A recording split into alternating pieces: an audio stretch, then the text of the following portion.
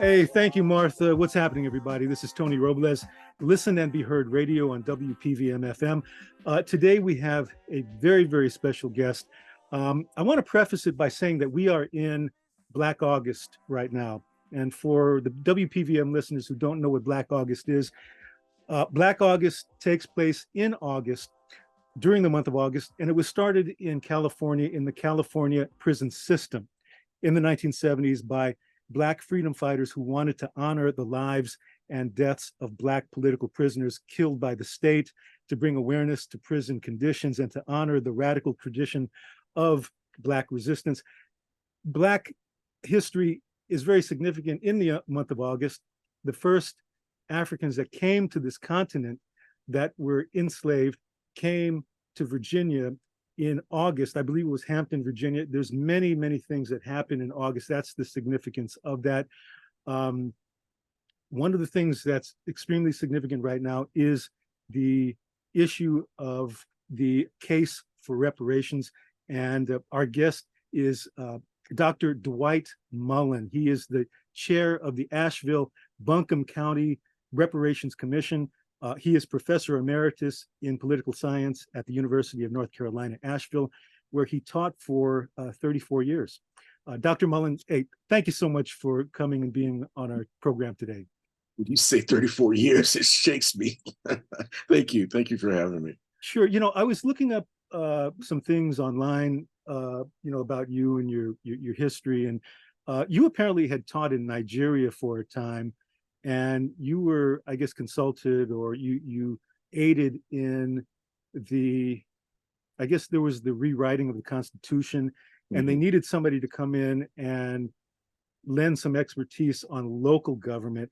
What I wanted to find out was, being from the US and being in that capacity, how does that inform, your work as a scholar and as a community advocate? Well, what the Nigerians had done, this was during the Second Republic, they had modeled the national constitution on the U.S. Constitution. Okay. But you see, the U.S. Constitution is flawed. And one of the flaws is that it doesn't account for local government. Okay. And so they wanted to account for local government, but the issue was how do you mix this Western form of government documents and legalities with traditional governments that have existed for centuries? Because they had local government, they just didn't know how to incorporate it as one of the equal branches of the federal system. So I was there to try to work through that, and my work with it came into relevancy because of my experiences with neighborhood youth programs and the war on poverty, as federal funds came into local areas directly without going into the state coffers or state or the city system. So here I was in Los Angeles as a young kid, participating in these programs that were being funded directly by the federal government. That maximum feasible participation phrase that Robert Kennedy incorporated into the legislation, we used to its maximum until they finally figured it out and changed it and took the money away from us. Now, you are originally from Watts, which is a Black community in Southern California that has seen its share of economic, police violence, attacks all the way around. But you've lived in Asheville since, I guess you've lived in Asheville since the 1980s.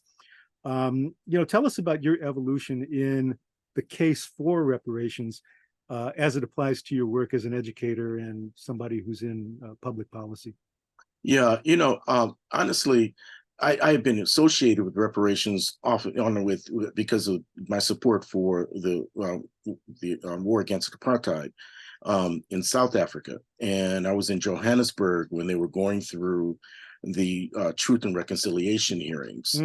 As those atrocities surfaced, it became obvious you couldn't just leave it alone. Something had to happen. To give restitution, to provide a way of breaking down the barriers and the hierarchy that had been established by the apartheid state. And in doing so, it began looking to me more and more like the needs of African Americans here in this country following Mm. enslavement and following segregation, Yes, but yes, but yes. but abbreviated because of the end of the civil rights movement. Mm, And so my work here began with data collection. mm, And so the state, it was this undergraduate research project that began in 2006, 2007 school year called the State of Black Asheville. And they began documenting the outcomes of public policy areas by race and by gender, mm. and did so for the next, 12, 13 years. Yeah. Um, when you talk about statistics and data, that brings about a host of things because on many different levels, you know, it's open for analysis and interpretation. I want to bring two books into our conversation, one of which you had, recommended to me. It's the Black Reparations Project, a handbook for racial justice that is edited by a husband and wife team, William A. Darity Jr. and A. Kirsten Mullen, and also Lucas Hubbard. And another book that they also worked together on is called From Here to Equality: Reparations for Black Americans in the 21st Century. And just a little background on William Darity. He's also known as Sandy. He is the Samuel Du Bois Cook Professor of Public Policy, African and African American Studies and Economics, and founding director of the Samuel Du Bois Cook Center on Social Equity at Duke University.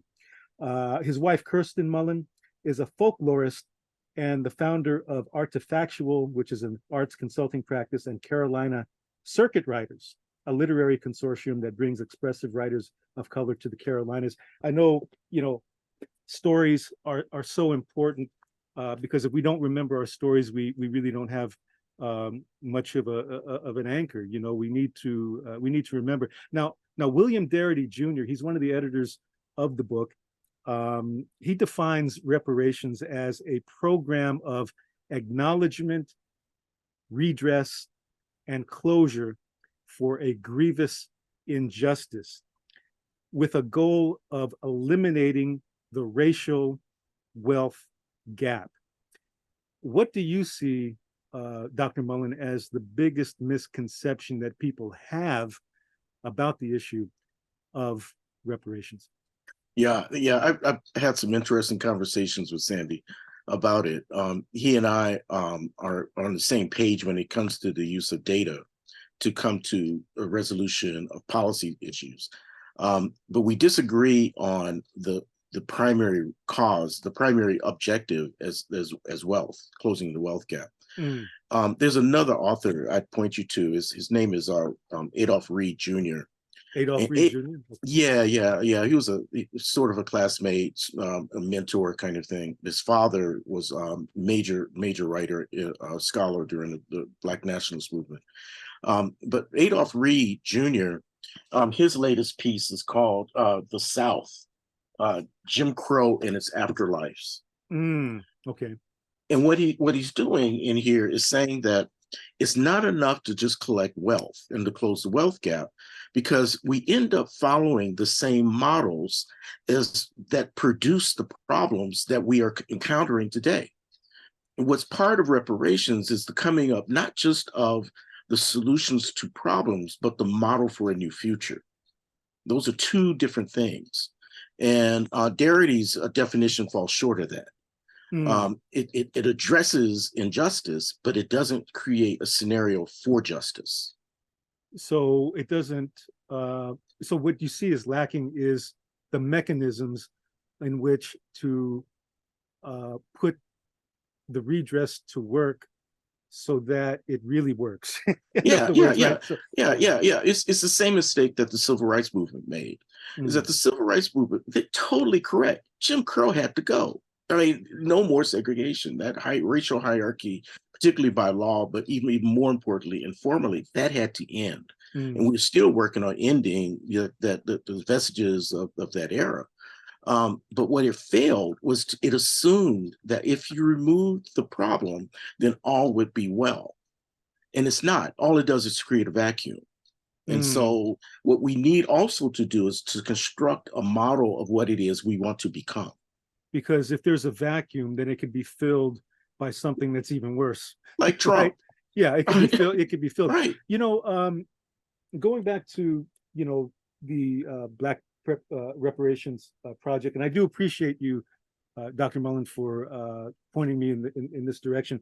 It Oh made me yeah. think of something that Malcolm X said. He said that land, or something like this, that land was really the basis for power and self-sufficiency. And at the end of the Civil War, there was a promise made to Black Americans that were enslaved by General Sherman as redress to the harm that was done.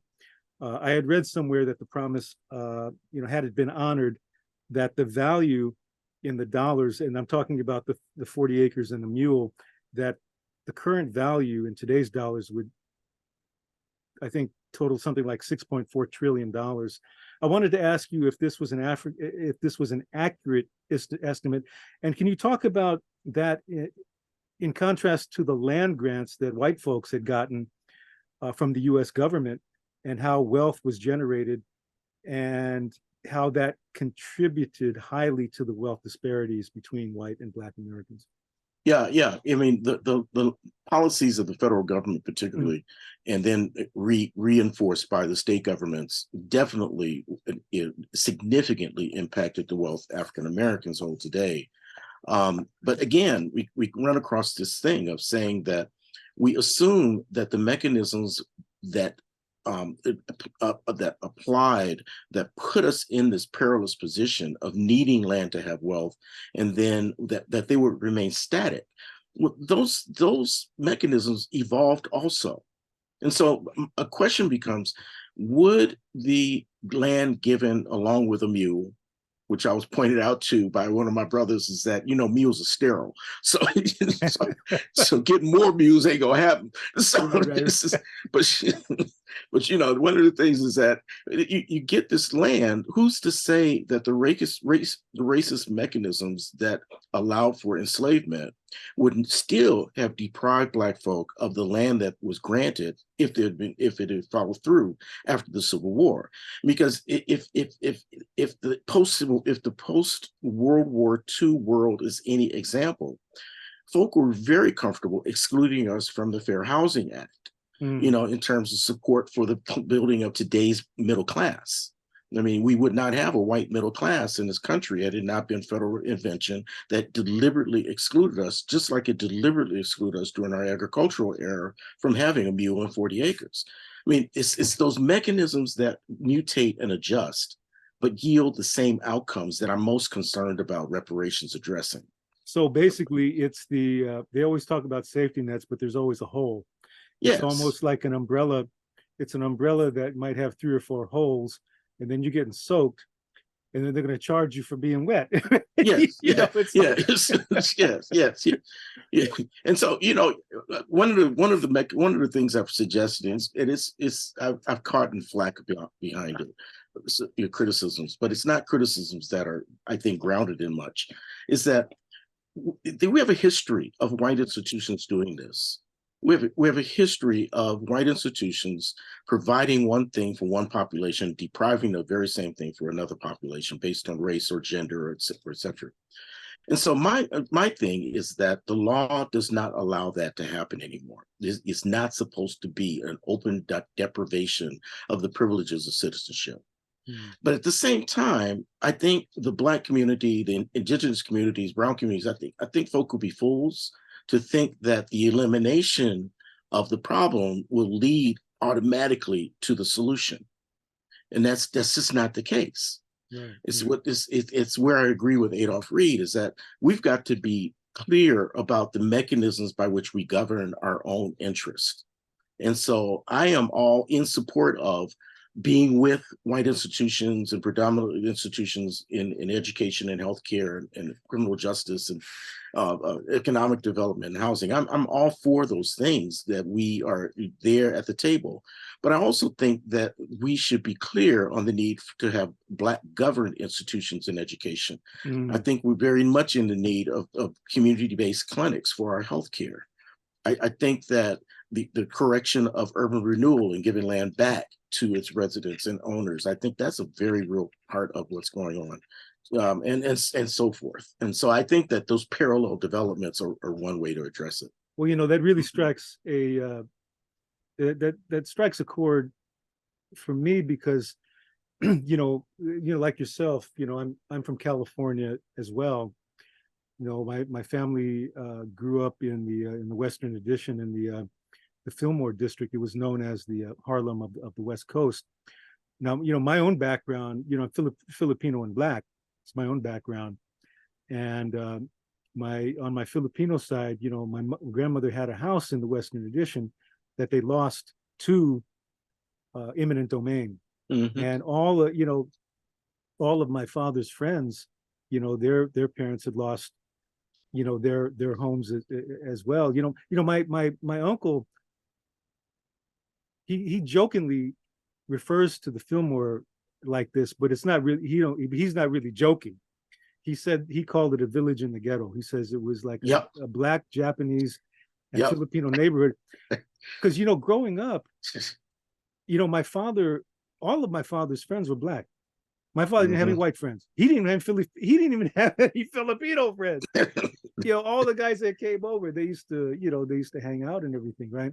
But so that strikes a chord with me. What I wanted to ask you too is, and it might be naive of me to even bring this up, but Darity and his very well researched book, both of these books, there's data and statistics, but there's also things that can't, there's things that can't be quantified, that cannot be quantified, that that tear into the deepness of our souls, as people, and things that we carry with us. I guess the traumas and experiences that the past is not really the past. It never really leaves. So I guess what I kind of wanted to ask you was, what's your view on that? I mean, you had people that were humiliated and were the victims of severe physical violence, and the money is one thing, but then I'm thinking to myself, wow, there's certain things that you can't really pay for. Yeah, I've been chewing on that because that's part of the reason why we incorporated a narrative aspect of our reparations process. And so we have students, we have community activists, we have educators that are going through the community, recording the experiences of folk who remember when it was segregated, or remember the neighborhood before urban renewal, or remember what it was like before mass incarceration. And so those kinds of things are mattering to me, because I think that we're still in the process of developing how we think and how we understand the problems that we're looking at. In a capitalist society, we're bound to look at things through a marketplace lens. And so things are valued by money, the money you put on it. But it's like you said, the real impact of those eras is the trauma you carry forward. And so how do we assess the repair of that trauma? And I say it in a broad sense. And one of the ways that was suggested to me by one of my mentors is that he said that part of what we need to consider as the construction of a new community is the vital place of a Black cultural arts center, in that the ability to express it and to record it, to artistically present it, whether it's visual, performed, or however the medium calls for, it will go a very long ways in not, if not healing, certainly coming to terms with the pain that we I think individually experience, but also communally experience. Are you talking about one particular center or a number of centers throughout the country? Well, no, I'm thinking of a number of centers. In fact, I'm planting that seed here in Asheville of the suggestion that we need a Black cultural arts center here. Yes. With open doors, with recording facilities, with visual arts facilities, yes, in partnership with the Asheville Arts Museum if necessary. But my point being is that it's under the control and governance of the Black communities here. I was reading a quote by somebody that means a great deal to me, James Baldwin. He said that something like the crown was paid for long ago. You just need to wear it. Yeah, I mean, yeah, he just had a yeah. way of really kind of getting down to, We have traveled parallel roads, you and me. yeah, My yeah. sister lived on Turk Street in San Oh, Francisco. okay, okay. I mean, it's like, now you're talking about James Baldwin. I mean, Yeah. my wife graduated from Atlanta University with her master's in political science, and the commencement speaker was James Baldwin. Max Robinson and James Baldwin were there, and we were able to actually meet them and talk with them. And it's one of those things that you understand that what you're doing now is the carrying forth of a legacy that they picked up probably before we ever thought about picking them up. But the point being is that they carried them and handed them literally to us to carry forward. What you're doing with this program, for example, is phenomenal, and I think it's Well, crucial. I appreciate it, Dr. Mullen, and I want to also, also honor, like you said, I want to also honor the memory of Max Robinson as well, because we used to see him on TV. Mhm. He was the anchor on ABC News, and he's great inspiration. Yeah, and I his wish. brother was a primary writer, The Debt. He brought reparations into the post civil rights conversation. Mm, mm. Yeah, what is is it Eleanor? What is Robinson? It's in my library, and I'm getting too old to remember stuff. Well, you were talking about a Black cultural arts center here in Hendersonville. We have a sister named Crystal Cawley, who's founder of the Black Business Network and the Black History Collective of Henderson County. She's doing a lot of work. She found there were some unmarked graves here of enslaved people that she found, and she's done a lot of research, historical research. And I'm hoping maybe I could connect the both of you. What would be great for Henderson is if we could even have a panel here on reparations, because Yeah, urban renewal hit this part of the state as well. You had mentioned Asheville specifically, because we need to wind down. Can you talk to us a little bit about specifically what's been going on with the advisory committee, and perhaps if there are any nuances that draw a distinction between some of the legislation or some of the fights for or the push for reparations in Asheville as opposed to, let's say, in California or in some other yeah, states. yeah. We're I think unique in that we're starting at the end, whereas many of the other reparations processes are beginning their considerations with enslavement Mm, as it works down through segregation and lynching down through the decades. We didn't do that here. We started it with ongoing rubber meets the road discriminatory outcomes of public policy areas. And the 5 areas we chose were the ones that the students at UNCA originally mm, researched through the State of Black Asheville and documented that there were outstanding disparities by race and by gender in education, healthcare, housing, economic development, and criminal justice. And mm, so one of the things that we've come across is that those match the social determinants for healthcare, and they match the determinants for what we call educational outcomes, educational disparities. And so there's a lot of overlap. And one of the challenges has been to organize and understand the overlap and intersections of the public policy areas, and so that our recommendations are clear and will have impact while simultaneously being coordinated. Um, um, I'm really happy about the language that's being developed, because there was no language to have this conversation. mm. But the commissioners have really been working very hard. I'm talking many of the commissioners are going to 2 and 3 meetings a month, which means basically a meeting a week, a meeting every other week to work this out so that we can offer the city and county alternatives to the ways that they've been doing things historically. And as far as the city and county, I know, being from San Francisco, sometimes, you do have a lot of, committees and subcommittees and things like that. Has the experience been pretty positive in terms of working with the city? It has been. It's surprisingly Mm, so. Is that I expected the same thing. Is that I thought there would be antagonisms between city and county. or at least egos that would that see themselves as superseding any of the needs or recommendations that might follow from the commission. And I just have not run across that. In fact, I've been pressed as chair to get on with it. They want to see something now before their terms give up, so that they can leave a legacy. Wow. And I'm really happy with that kind of attitude. Yeah, when you really look at this and get into the books, and then even on YouTube, watching interviews and things like that, you get a sense of, you have a sense of history. Black history being American history, really. I mean, you can't really separate the two. I mean, I've been learning a lot too. For instance, about Augustus Summerfield Marion, who I guess there's a Merriman Avenue, who was he was Chief Justice of the Supreme Court of North Carolina and U.S. Senator, and he wrote that slavery has certainly existed from the earliest times down to the present, and it would seem that it is, in one sense, of divine appointment.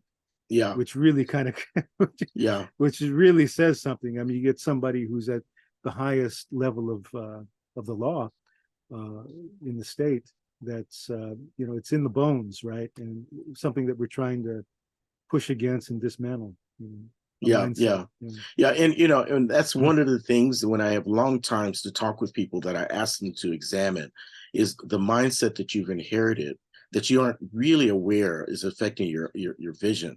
I mean, we see things through a segregated lens. That era of segregation is still with us. It's the only explanation for how we can accept these disparities in education, with all of our children sitting side by side, with year after year having these horrible outcomes by race. I mean, it's only one. There are only two answers. One, either the institution is continuing to do what it has always done, and we need to fix it, or there's something wrong with these children, and that's at the genetic level. So what can you do? Right. Now, I'm not willing to accept that second one. That's right. That's right. I wanted to ask you before we close three final questions. Okay, what books inspired you? What books inspired you? If there was a novel or particular book, interesting. What song or songs inspired you? Like I asked my father that. He always talks about People Get Ready by the Impressions. He says that's the one that really gets to him. And then finally, I know you're a busy guy, but what do you do for fun? I mean, I hope that's not a bad question. Oh, no. It's just no, it's good. My books, my three top books were I know it sounds totally irrelevant, but anyway, one was Du Bois's The Souls of Black Folk. It's just every time I read it, it says something different to me, and I've read it several times, but The Souls of Black Folk were there. When I was a kid, it was one of my epiphanies. It's one of my moments of clarity that I understood that I was stepping into a continuum if I continued on this road. It was by Richard Wright, and the book was called Black Boy. And the second part of that, which they got the nerve to publish 30 years after his death, was called American Hunger. But it's his political journey that I found totally fascinating, with Black Boy and American Hunger. And the third book, I know it's crazy. I understand it. I really get this, but I was educated by the Seventh-day Adventists, and they literally made me memorize the Bible. And I think that the Bible holds as an ancient text the roadmap for how we got to where we are. And I think that it's really interesting that as you talk about things with people today, they don't realize how much of what they're thinking is actually rooted in biblical terms, Quranic terms, the terms of the Torah, because all three are the children of Abraham. And so I'm not denying that part of my heritage for me. For songs, you see, I'm old school, right? So for me, Motown is always there, but for me, it was Mahalia Jackson. And I can tell you the song that would always, and still even today, because it gives me hope. And that's the part that keeps me going, is In the Upper Room. Every Mm. time I cannot listen to In the Upper Room without understanding that there's a reason why we're doing what we're doing. And it will be all right. It will be All all right. right. Um, So, well, for Doc. fun, Oh yeah. Doc. for, Oh, did you have? Oh, yet another one, right? yeah, just one more. Okay. Fun. I cook. Oh, okay. All right. I cook. So you get okay. You got you got I your thing in the cook. kitchen. Sounds good. Sounds good. Anyway, Dr. Mullen, thank you so much. And for the WPVM listeners and folks that might be out of the area who might be listening online, if they want to get involved and really help with what uh, the advisory committee is doing in Asheville, or perhaps getting involved in their own jurisdictions with some of the work in their own cities or states, how could they go about doing that? Actually, the actual city site is really useful in terms of background and materials and catching up where we are. So the city of Asheville has a site, and in that site is the place of reparations. And if you go to City of Asheville reparations, it'll take you straight to it. But also the Racial Justice Coalition has been doing really good work with supporting the reparations process. And so community engagement, community education, they are my go-to people. Thank you so much. And again, a couple of the books that were cited: The Souls of Black Folk by W.E.B. Du Bois, Yeah. which is a timeless book that really articulates really the souls of Black folk over the centuries. Let me see. The other book that you recommended, Adolph Reed Jr., The South, Jim Crow and Its Aftermath. Yeah, that's it. That's another book as well that might have a different lens than the book by Dr. Darity. Again, the Black Reparations Project, a handbook for racial justice, edited by William Darity Jr. and Kirsten Mullen. This is a group, a collection of essays, many of which are kind of academic, but it's if you want to get into the statistics, and it gives you a good historical basis for the call for reparations, and it also breaks down, it gives kind of a good structural map on how to approach how to approach reparations, how to really look at it from a structural standpoint. The other book here, and this is by University of North Carolina Press, From Here to Equality, Reparations for Black Americans in the 21st Century. This is the second edition, also edited by the husband and wife team of William A. Darity Jr., also known as Sandy, and A. Kirsten Mullen.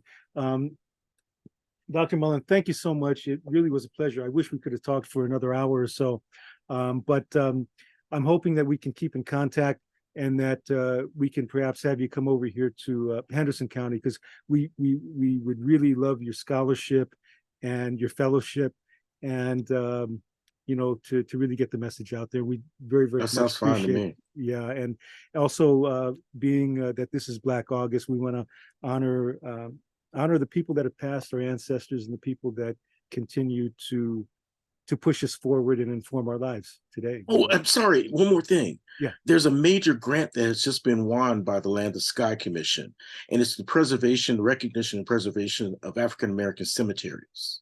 So Oh, in terms of honoring our ancestors, we just found a new major source of resources to do fantastic. that. And what was the name of the grant again?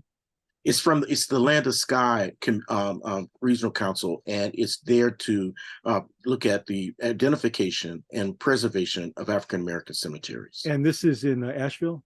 It's Asheville, all in Western North Carolina.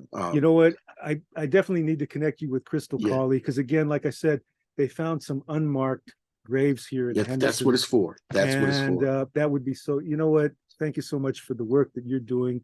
And thank you for steering me in the direction of William Darity's book. I mean, it's very helpful. Again, this is Listen and Be Heard Radio. Check us out online, listenandbeheard.net. Thank you, Dr. Mullen. And we're going to toss it back to Martha in the studio. Martha.